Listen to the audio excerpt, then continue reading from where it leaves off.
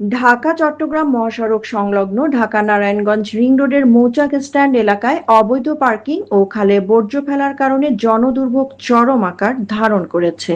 সড়ক দখল, যানজট এবং পরিবেশ দূষণে অতিষ্ঠ স্থানীয়রা দ্রুত প্রশাসনিক হস্তক্ষেপ দাবি করেছেন।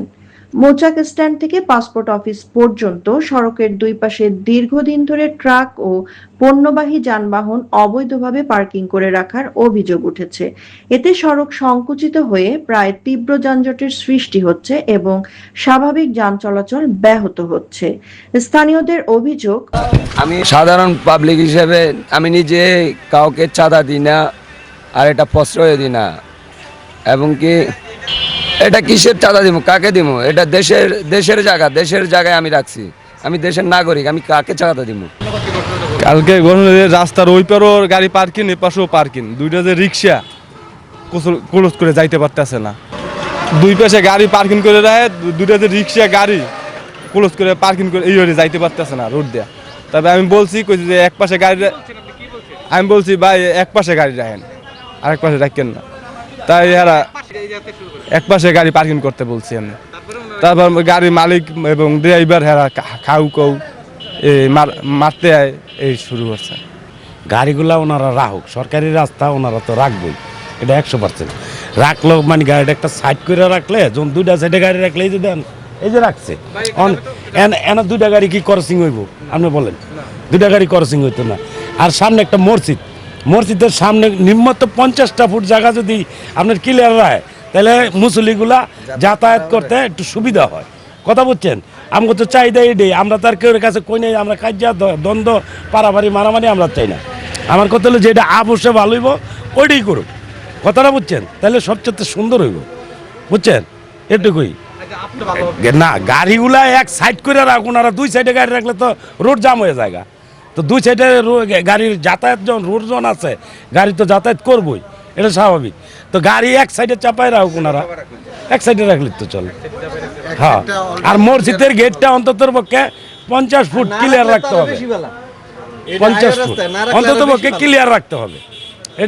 এটা সিকিউরিটি দিতে হবে যে মসজিদের জায়গাটা 50 ফুট ক্লিয়ার রাখতে হবে, মুসল্লিদের যাতে অসুবিধা না হয়। গাড়ির হাতে তো অবশ্য সমস্যা হয়। পরে আমরা গাড়িওয়ালাকে বলি বা খুঁজে ডাক পারি, রাস্তা বন্ধ, ব্রিজের রাখে যায়, মসজিদে মুসল্লি যাবো সেই জায়গাও থাকে না। এটা পরে এই অবস্থা গেলে হয়। আবার দ্বিতীয় কথা হইলো, এইখানে রাখতে গিয়ে রাস্তার যে অবস্থাটা, এটা তো করুণ অবস্থা। এটা তো সিএমডি না, এটা হলো সিটি কর্পোরেশনের রাস্তা, এখান হইলো লোকাল পাবলিকের রাস্তা। একটা সিএনজি, দুটা সিএনজি দিয়ে এমুড়ে বসে, এটা অনেক সময় সমস্যা হয়ে যায়, ওইতারে না, ক্রসিং হইতার না, এতটা বিশাল রাস্তা।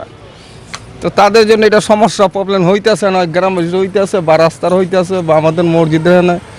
আবার অনেক সময় দেখা যায় গাড়িতে বিভিন্ন জিনিস এনে ফালাইলে যে তরমুজ, ভাঙ্গি, কাঁঠাল, ফসা জিনিস না, এতে সমস্যা হয় অনেক। ফালাইলে এখানে দুর্গন্ধ বাড়ে, আবার যে খালটা বন্ধ হয়ে যেতেছে, এই সমস্ত দিয়ে অনেক সমস্যাই হয়। যাত্রাবাড়ি কাঁচা বাজার ও বিভিন্ন আড়ত থেকে আসা পণ্যের বর্জ্য মৌচাক স্ট্যান্ড সংলগ্ন খালে ফেলা হচ্ছে। ফলে খালের স্বাভাবিক পানি প্রবাহ বাধাগ্রস্ত হওয়ার পাশাপাশি পরিবেশ দূষণ ও বৃদ্ধি পাচ্ছে। অন্যদিকে সড়কের পাশে অবস্থিত মসজিদে মুসল্লিদের যাতায়াতেও সৃষ্টি হয়েছে ভোগান্তি। পার্কিং করা যানবাহনের কারণে মসজিদে প্রবেশ ও বের হতে সমস্যার সম্মুখীন হচ্ছেন তারা। এলাকাবাসীর দাবি, কালকে এখানে অনেক যানজট লাগছে। এখানে আরো 2 দিন আগেও আমরা এখানে বলছি, এখানে রাস্তার ভিতরে কোনো গাড়ি পার্কিং করতে পারবেন না, জনগণের কষ্ট হয়, গাড়ির জামজম লাগে। আমরা যতক্ষণ থাকি ততক্ষণ সরাইতে আমরা গেলে আবার ঢুকাই। কালকে সকালবেলা এখানে একটা অ্যাক্সিডেন্ট হয়েছে, এরা বালাজাত গাড়ি রাখে ভাঙ্গা দিয়ে অটো রিক্সায়। এই জাম লাগানোর কারণে মানুষ অ্যাক্সিডেন্ট হওয়ার কারণে আমরা আইসি আমার লোকজন লইয়া, ছোটো ভাই ধরে লইয়া যে গাড়িটা এনে সরাই দাও, তোমরা রাখতে পারবো না। হেরা বলতেছে যে না, হেরা রাখবো। কথাবার্তা করার পরে আমরা গেছি যাওয়ার পরে বিকালবেলা দেখি গিয়ে আমাকে নামে এরা নিউজ করছে আমরা কথা চাঁদা চাইছি। আমার পোলা মানে আমার নির্দেশে চাঁদা চায় কেন? মিথ্যা অপবাদ কেন দিব? এনে তো জনগণের সবাই সাক্ষাৎকার নিছেন, সবাই বলছে এখানে গাড়ি থাকতে পারবে না, এটা রাস্তা, এনে কোনো গাড়ি থাকতে পারবো না। আমরা সবাই চাই এনে গাড়ি, রাস্তার কোনো গাড়ি পার্কিং থাকতে পারবো না। পার্কিংয়ের জায়গা আছে, চিরামঠ আছে, অন্য জায়গা আছে, হ্যাঁ ওইখানে টাকা দিয়ে গিয়ে পার্কিং করুক, কিন্তু রাস্তা রাখতে পারবো না।